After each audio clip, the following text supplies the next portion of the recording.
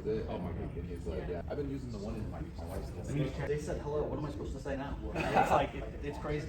You put it in the Tesla. It's called Rook, and it'll tell you stories. There's a therapist in there. There's a counselor. There's a conspiracist. You guys hear me? Right.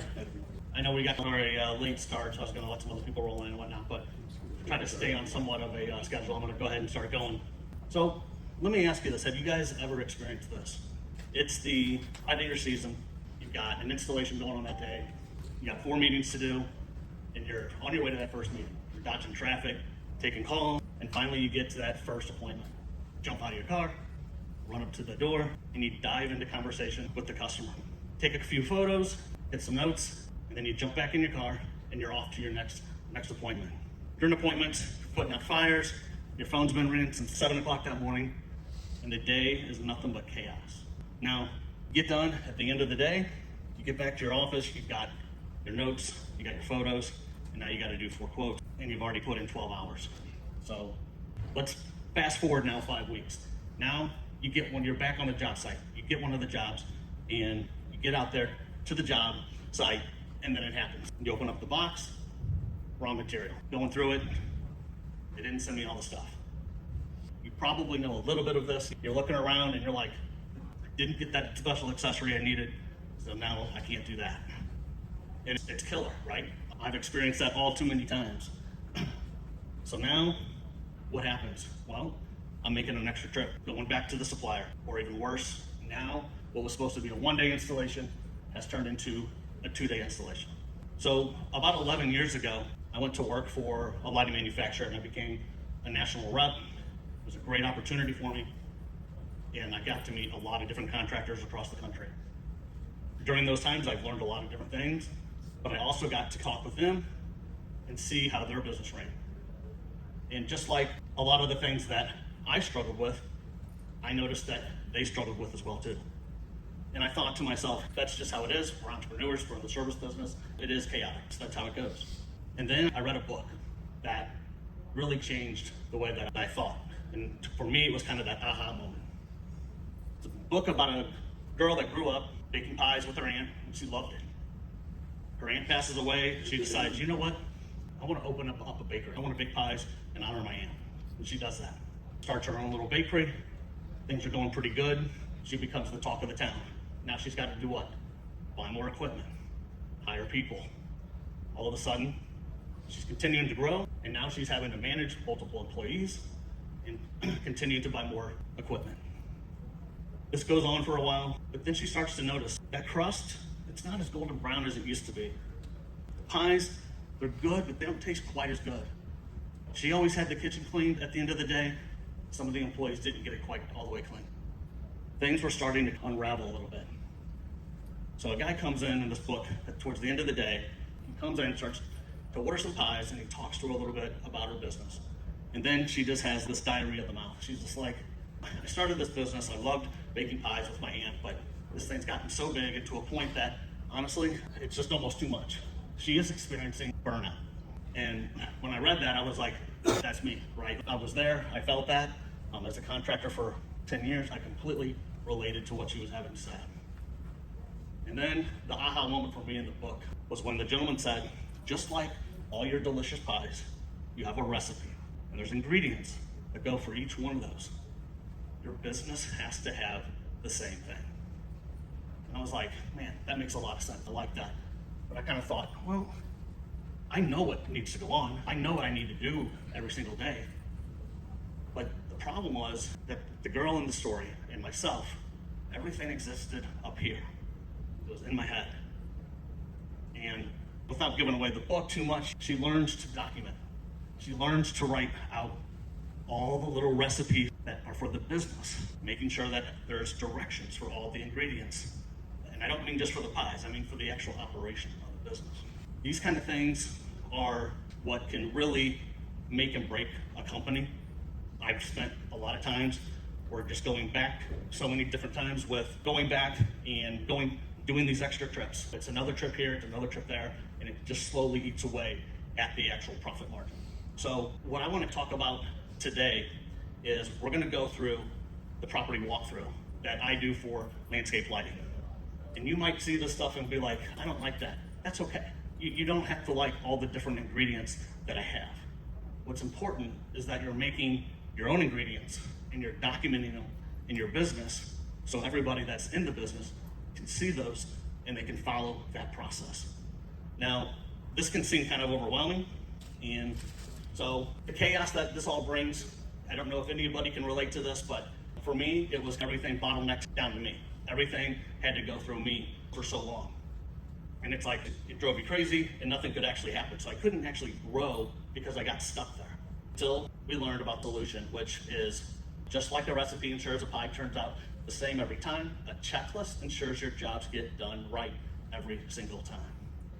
So these can be a little overwhelming. You start to think about your business and you start to think, oh, there's so many different things, where do I start? And I would encourage you to start where the things are that you're having the most problems with. Where is your business stuck at? We're all about to get super busy.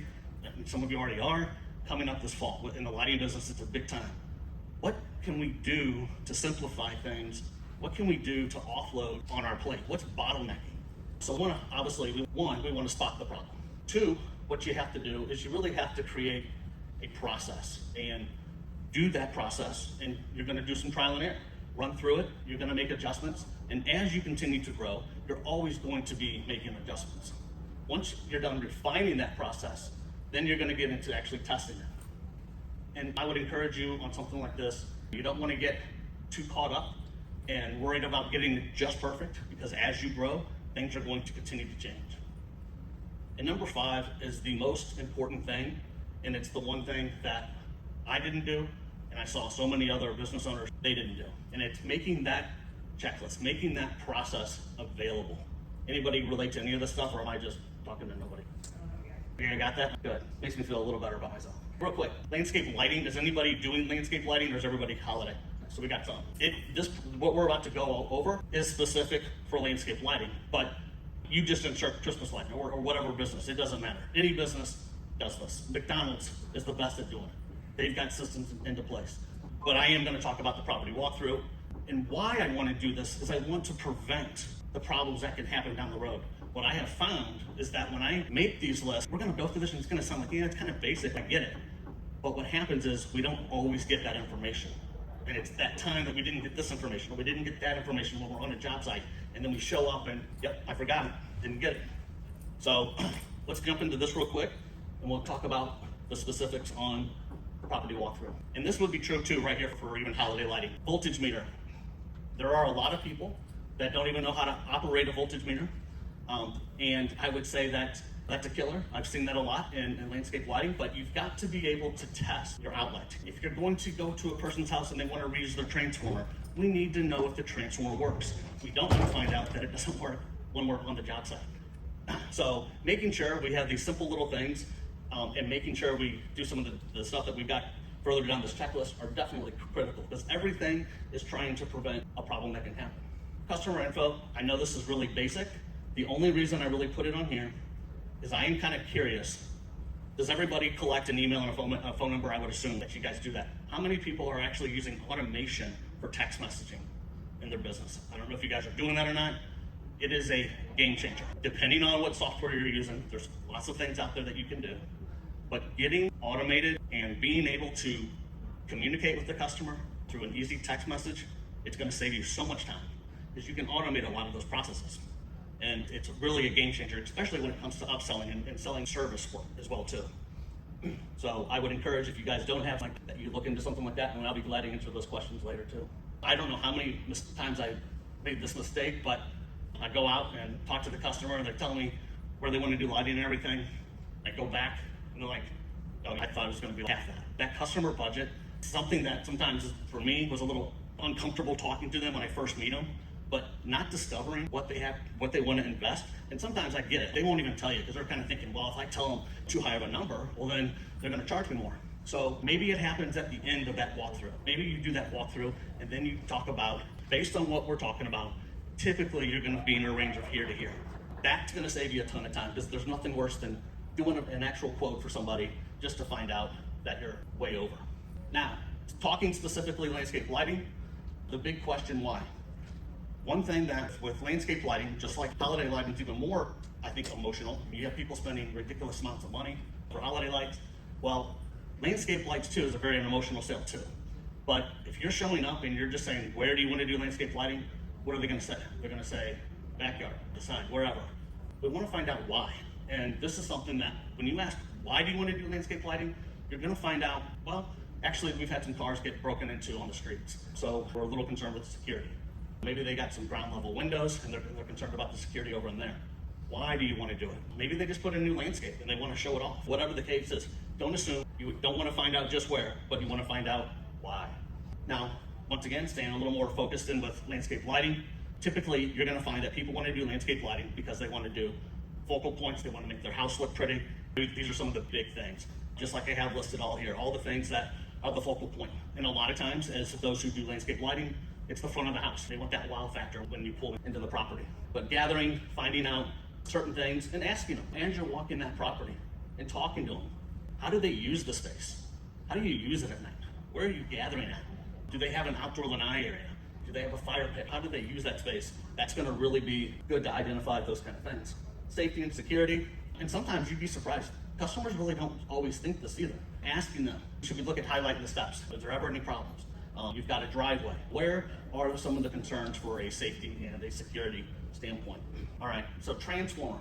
Here's one that I see, and I have made this mistake too, several times, is if we're going to be using an existing transformer, we want to make sure that it's working. If we're going to be using an existing timer, we want to make sure that that's working as well too. And we're documenting all this stuff. If they need an actual controller, we need to document that. One thing that I also see happen too, which I'm going to go to the next slide, is we don't test the outlet, or we assume that it works. Doing the walkthrough, identifying that that actual outlet works is a huge thing.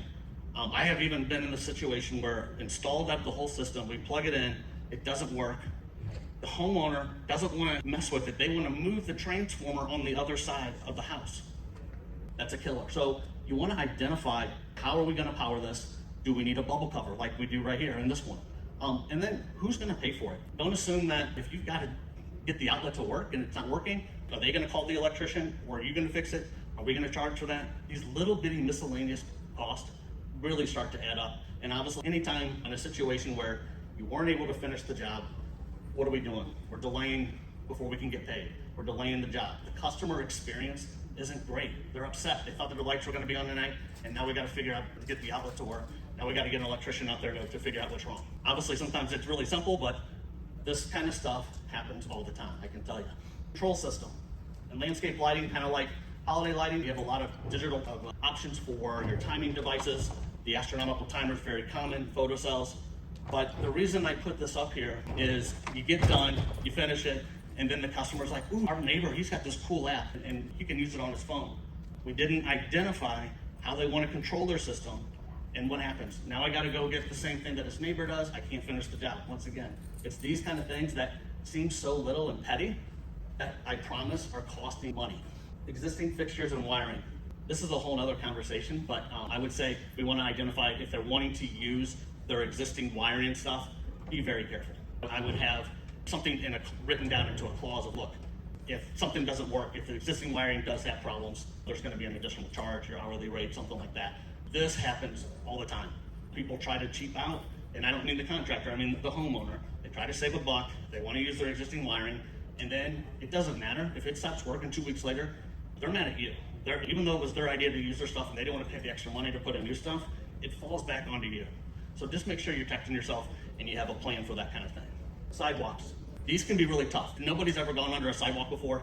I can get under one in 15, 20 minutes, and I can also spend over a day on one, and I've been there. So depending on the sidewalk, if you're not the one that's out doing the estimates and you've got a designer out there, they need to make sure that they know the width of that sidewalk, know if they can get underneath it, is there any conduit in place that we can use, and we want to take footage and a video of where we plan to go under it. The more valuable your designer is, that they know all these things, they know to check all these things, they're going to save you so much more time, rather than when the install crew shows up and they're like, well, this is a 8-foot sidewalk to this house and now I can't even get across, or I'm going to have to get a bore shot, or I'm going to have to add a transformer just so I can be on the other side in that little island area. Once again, we're not getting those little bit of details are just continue to delay these types of projects. Driveways, same kind of thing. Going across driveways, very similar to what we're saying. I always recommend taking plenty of photos, a video, and having a plan on how you're going to do it. That's a good looking guy there. Second level lighting, you're going to see a lot of times you're going to be running wires in the gutter that are highlighting like a dormer, a peak, a second level, and you've got to know how you're going to get the wire from A to B. If you're going to go down the actual gutter spout, the wire's going to come out at the end of the gutter. Either hard PVC, is it just got a 90 on it and it just goes into the air? You don't want a wire just coming out there. You got to figure out these little details before you're showing up, and you don't want to, wire coming out and then the customer's like looks kind of Mickey Mouse there. You want to get that type of stuff all the time, and I would encourage, if you do have somebody who's doing these estimates for you, they're videoing this. They're showing you, like, so there's no question. And another thing too is, with all the things we've been talking about, if we don't know all these little, like, here for this accessory, or, I've got to go here, I need caulk, I need whatever the case is, what are you even estimating when you don't even know all of the costs, right? It could be a few $100s right into that. That's going right out of the bottom line. Decks is the same thing. Through the decks, underneath, is it a low profile deck? Can we have access underneath? You see a lot of stuff like this where the column is, and designers want to put a post light in there, pop the cap off. Do I have a chase? Can I get a wire through? How are we going to build it? Because when you show up not actually knowing exactly how everything's going to be put together, that's where we really start to lose quite a bit of money. Hardscapes, to do landscape lighting, I feel like on all these forums, everybody loves to talk about core drilling. And you can do some really cool stuff with it. But man, if you're not doing that stuff right, if you don't have it bid right, and to me, it can be a killer. The hole is one thing. Getting the wire to it is a whole nother. If you're going to be doing a lot of core drilling stuff, putting it into hard surfaces, unless you're really good at doing like, or wherever the case may be, that's something that you want to really have figured out so you know how you're going to get the wire from A to B. All right, and this is the last one for the property walkthrough. And I'm going to put up a QR code here in just a second that has the actual property walkthrough list that you can actually follow. I put this up here because it's very easy for a customer to say, hey, we just want to do the front, and I take the photo of the front, take my notes, and then I'm out, versus taking photos and images all the way around. I'm just telling you, in 25 years, I have seen so many times where the customer calls, they're excited. Hey, we decided, since you're going to be coming out tomorrow, we'd also like to, trees, or we want to do the left side of the house, or you know what? And now I either have to satellite image it, like I got to get notes. So having this additional information, having photos of where I'm going to be putting the transformer, where I'm going to, the side of the house that I'm not working on, it'll help keep myself more organized, and it's going to obviously help you try to prevent any additional go backs or having to drive back out to the site.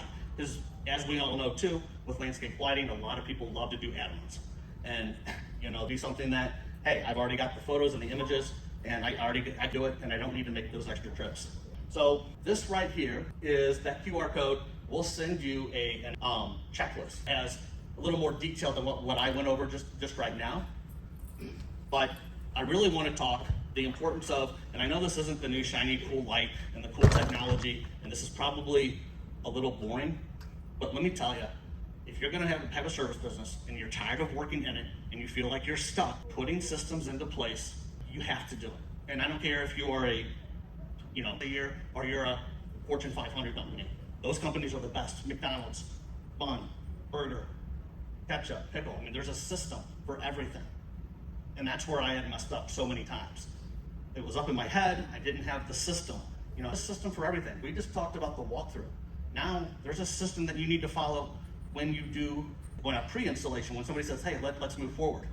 Many times would show up to that job and not having all the materials. I'm already setting myself up to make another trip. Little things like that we can go over, but you don't have to take my word for it.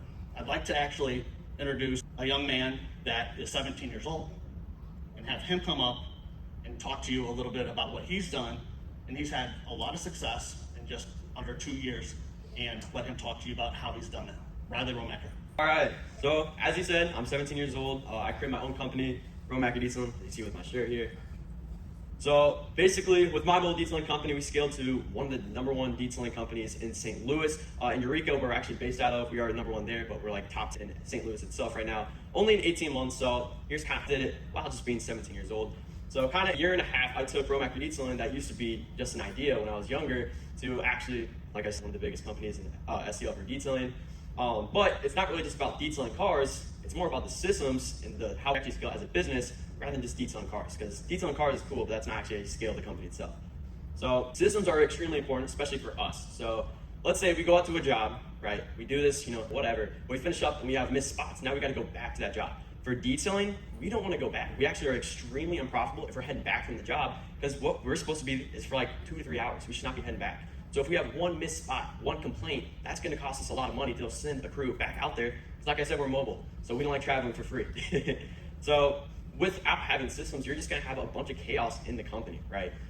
With not only just the fulfillment, but the sales process should have a system to it on how do I give a virtual quote? How are they going to know when do we schedule it? How are they going to get confirmations? Stuff like that, make it almost like a roadmap for your customer. So the reason we got pretty big pretty quick is really just for marketing. Now, since we're new, we don't have word of mouth is the best way of marketing, but is unfortunately the slowest. So kind of we got systems into our marketing. So not only we got our Google business profile, so that's just one of the lead magnets. That's super important. I mean, and who has a Google business profile there for their company? Hopefully everyone. That's super important. Get you a bunch of organic SEO. So that's super important. Also, who's running meta ads? So not as much. That's the biggest thing that really scaled to us is where we can pay for a lead, right? So you can do instant form messengers, whatever kind of works best for you. But we basically, with the meta ads, we funnel that into our website that goes into another funnel. So how sales is gonna work is there's a system to every single part. Now, let's say we get a new lead, it's gonna give them a text, give them an email. Now let's say they don't answer the phone, they get a customized text for that. But these texts that we do, I talk all about these systems, they're very unique, right? We want high open rates so we can convert them. So with our CRMs and all the process that we have, inputs, as in it'll say their name, the vehicle they put in, all that, so it looks really personable to them. But all these leads that we're gonna get into, we're automatically gonna nurture them with these systems. So we use Go High Level, which is a marketing CRM that's gonna automatically nurture if we did give them a quote. If we already did a job, they're gonna follow back up. So we can continue talking to our customers that we already have to maybe convert them again or convert them for the first job. Just doing that, lead flow is going to become consistent. You're not going to lose leads. People are going to build brand identity because if you keep talking about yourself in the SMS, stuff like that, it's going to scale your company just because people are going to know about you. For us, we're a new company. We're not that known yet. So we're trying to get our brand identity built up as much as possible with retargeting ads, but then also the SMS campaigns that are super beneficial. So by raise of hands, who has SOPs for all their fulfillment? So that's what we got to work on. So SOPs is extremely important for us, which is standard operating procedures. How is our detail going to get done? So like I mentioned earlier, we don't have room for mistakes. We don't want to come back. We're going to be there for 2 to 3 hours, and that should be it. So we have to do it perfect every time. And we're not doing it perfect on a Honda Odyssey. I mean, time we're doing nice $100,000 cars. Can't really mess up with that type of stuff. So basically, we have an SOP for every single thing. Is it how do we talk to the customer? How are we going to do the interior detail, the exterior detail? How are we going to pack up the van? How are we going to do our inventory checklist for the start of the day? So there's an SOP for each thing, which is basically, let's say our interior detail, step 1, introduce yourself, shake your hand with the customer, right? Open the door, take out the mats, spray this chemical, whatever like that. But every single thing has a process to it, so things don't get missed. You can have the best employee ever, but at the end of the day, we're humans, we're gonna forget things. So if you can make people robotic in a way where you say, do step 1, 2, 3, all of that, now you're gonna have consistent results for absolutely every single thing that you service, no matter it's detailing, landscaping, whatever you do, it's all pretty much the same. So it's gonna help a lot with your training, so I'm not gonna have to train someone for months and to hopefully be good. I just have to train them to follow the SOPs. If they follow the SOPs well, then they're a good employee. That's what's important, and that's how we can fulfill hundreds of jobs and never drop our standards.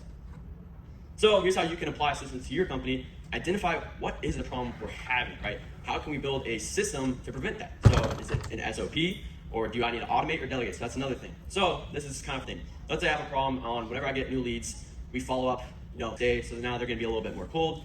That is something where you should have automation where if you get a new lead, they automatically get a text or an email with a system like that, right? Or let's say I have a problem, my employees are not, good introduction to the customer. Well, that's something I can identify with the SOP, and we can delegate that. As in, we're gonna include on our SOPs, hey, whenever we talk to our customer, we're gonna make sure to shake their hand, introduce them, give them the walkthrough on how we're gonna provide the service, right?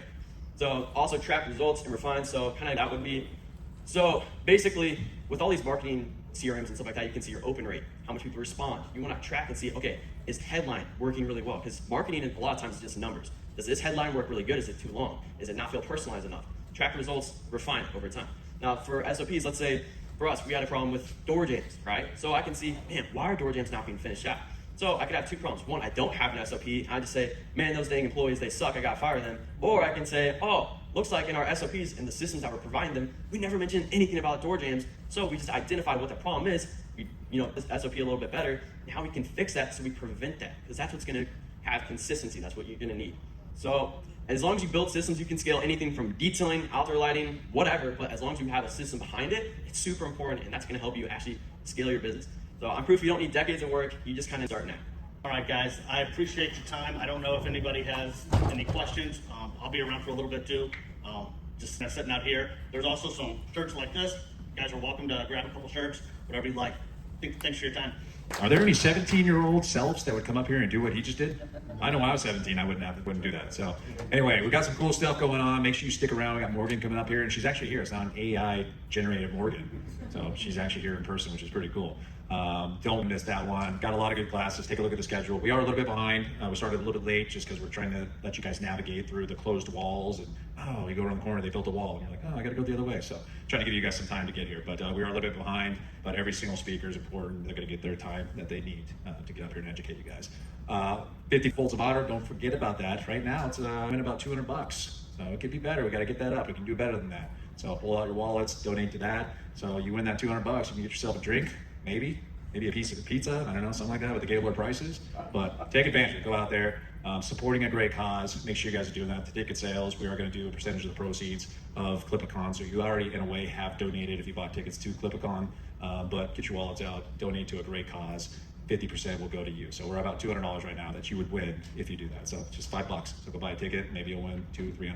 So thank you guys. Stick around. Morgan's going to be on here in probably about 5 minutes once we get her set up. And yeah, here's Shams.